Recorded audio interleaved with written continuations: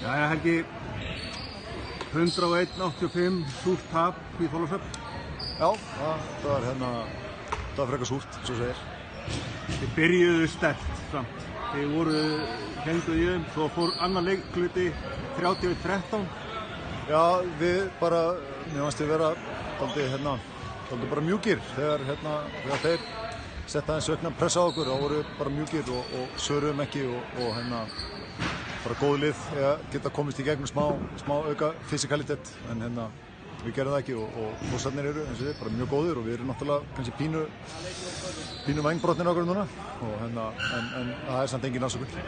Nei, þið er náttúrulega sko eitthvað til varnar eða þið eru með marga unga og efnilega leikmenn sem eru að fá að spreyta sig. Þeir voru ofta að gera kannski mistök eins og þeir eðlilegt í byrjun. Já, þeir eru í hóp og ef þeir eru inn á ætlast til þess að við spila eins og bara meistaraflokksleikmenn og leikmenn sem þeir eru bara fanta góðir þess vegna þeir eru að spila. Þannig ég gerir kröfu á þá að þeir standi sig. Já, þið mistið Tóta Turbo, ætlið þið að fara að bæta við ykkur eitthvað? Já, við ætlum að, við þurfum að finna einhvern leikmann í klukkan, það er alveg klart. Eitt leikmann sem til að spyrja þeim, sem svona heillaði mig að sjá á velli að leikmann nr. 1, hann Orri. Þorvaldur Orri. Þorvaldur Orri, já. Hvað þetta er mikið efni eða? Já, hann er bara mjög efnilegur og bara er að taka stíga sín svona fyrstu alvöru skref. Hann er búinn að vera svona viðlóðandi við þetta og fá mínútur hér og þar en núna er hann í miklu stærra hlutverki og er bara búinn að vera flottur fyrir okkur í þessum aðver vetri og núna verður hann bara í ennþá stærra hlutverki fyrst að Þórir er farinn. Hann hefur allt sem þarf til að vera hörkuleikmaður.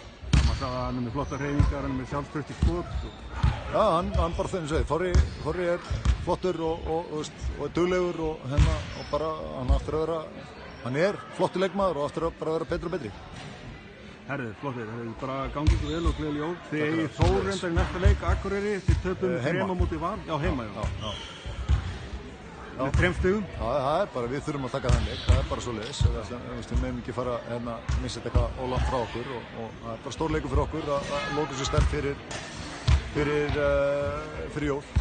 Herðu, flottir, takk Helgi.